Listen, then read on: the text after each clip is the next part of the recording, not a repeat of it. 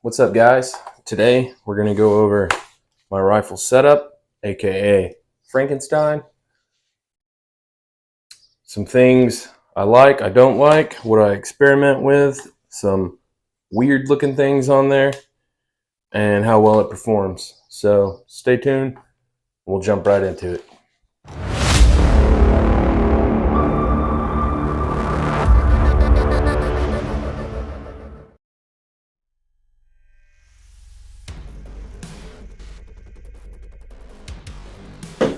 Alright guys, diving into it.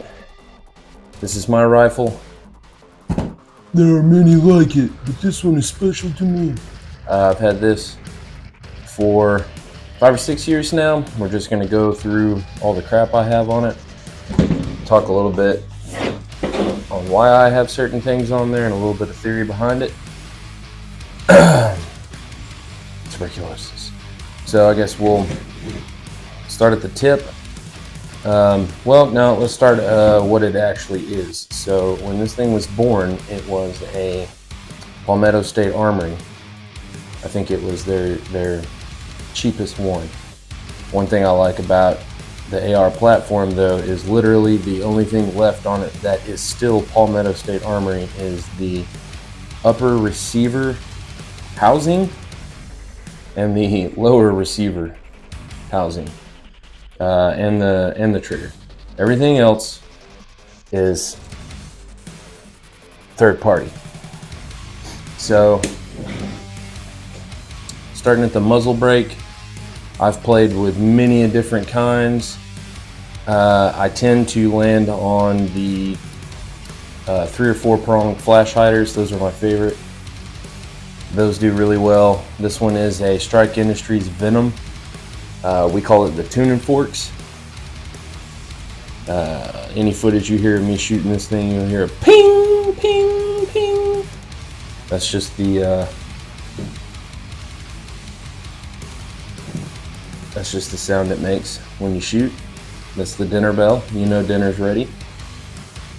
It is attached to, it is pin and welded to a 14.5 Ballistic Advantage.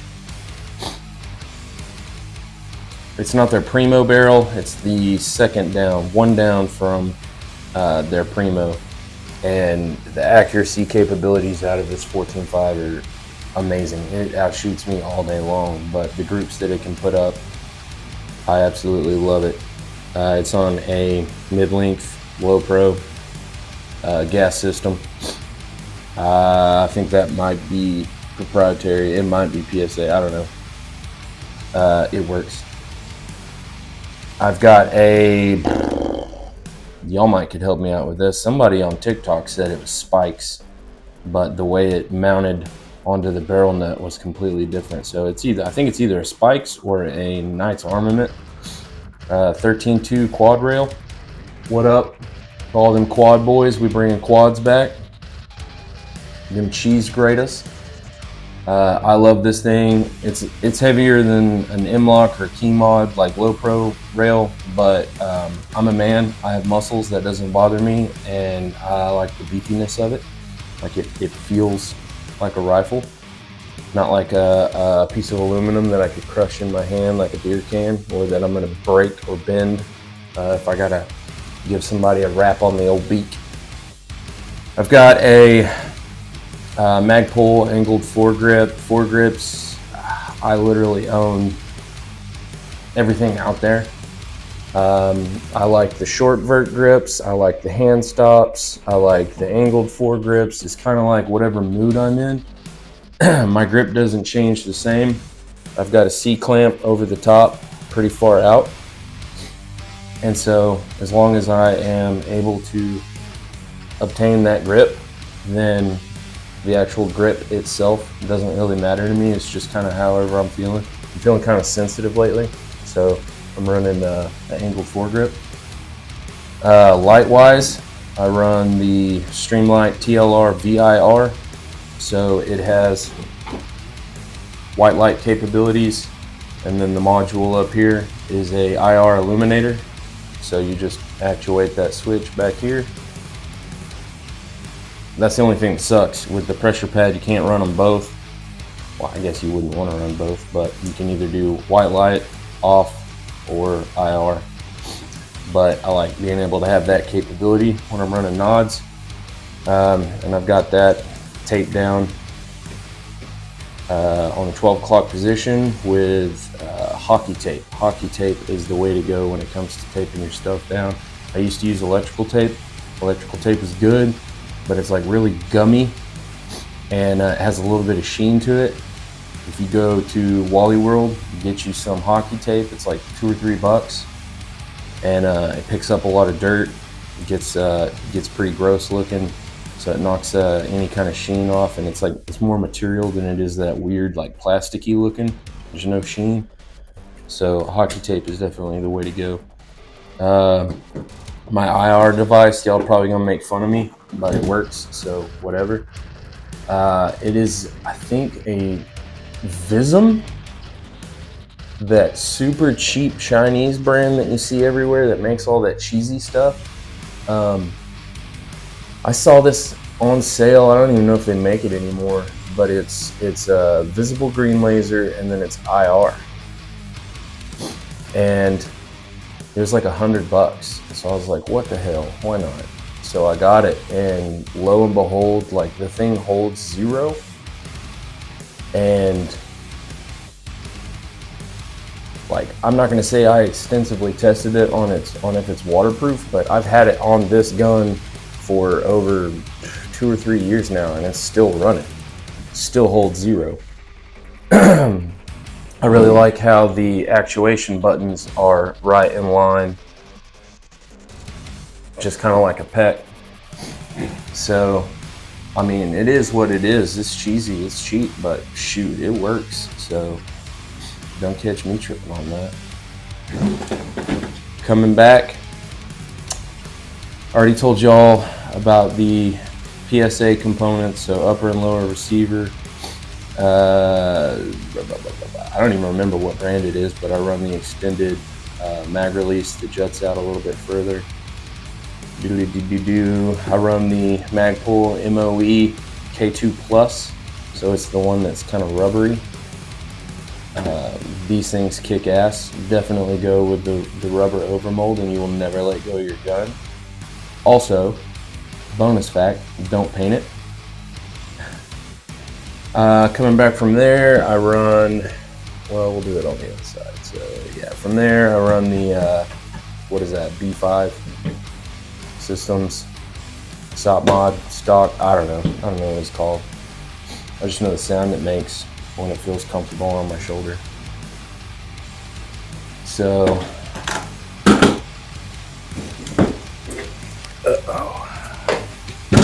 I'm not going to check and make sure it's clear, because I already know it's clear, and I can't legally hurt any of y'all because y'all are in the TV.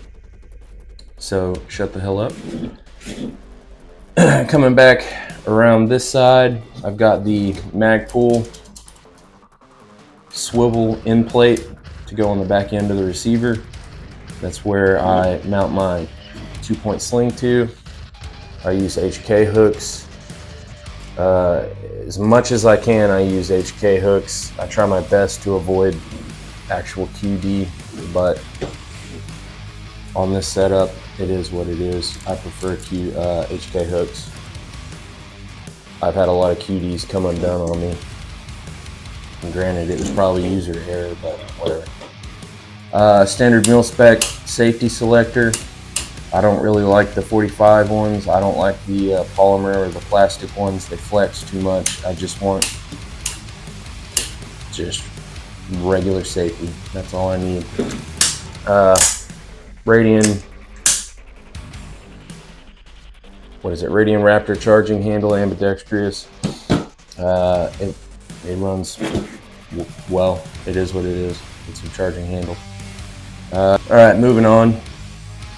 I run a Magpul bad lever. I'll get back and rant a little bit more about that later. That trigger is mil-spec, PSAs, EPT, enhanced polished trigger. So it's like a little bit nicer than a regular mil spec.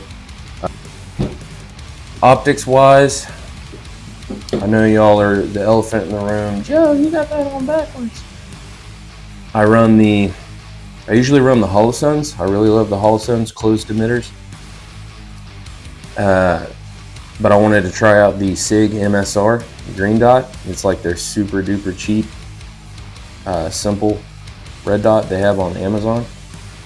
It's a T1 mount, so I took it off the mount that it came with, and I had it on a Unity because I'm a big fan of the high-rise stuff. But I wanted to experiment with the GBRS Hydra mount. Obviously, I have it on backwards, so we'll get into why. The Hydra is designed for short rails, SBR setups that have limited real estate up front, so that to obtain the C-clamp grip that you need for muzzle control, all that crap, you don't have laser occlusion where you're covering up your lasers with your hands. This gets it up and over your hand to where you can still actuate your white light with your pressure pads, still be all the way out, C-clamp, you're not covering anything up, and you're gonna have a better retention of 0 because it's mounted to the receiver and not the forehand. So I experimented with that. I had that on here, flipped over. The pressure pad that comes with this is less than desirable, and just, it felt good. It felt amazing. The weight is shit. Anytime you can move all this stuff back, get the weight back, it's gonna make it feel better. But I don't like having 47 pressure pads, and honestly, just, you got to do reps with your stuff. When you move stuff around, you just got to dry fire the crap out of it. And if your simple chimp brain is just like, no, this ain't working, then put it back. So this went back out up front, and I was gonna get rid of this, but then I'm like, well, let's see what else it can do. So I just flipped it around, and because the Unity flip to center magnifier mount's not tall enough for this. The Unity is like a 226, and the Hydra is like a 293, 291, something like that. So this is higher than a Unity, so it wouldn't quite reach it. So I was like, okay, pulled the magnifier off, put it back on its flipped side mount, mounted it on this, and as you can see, there's just a skosh of this being not tall enough, but I also don't have the lower 1/3 spacer in it.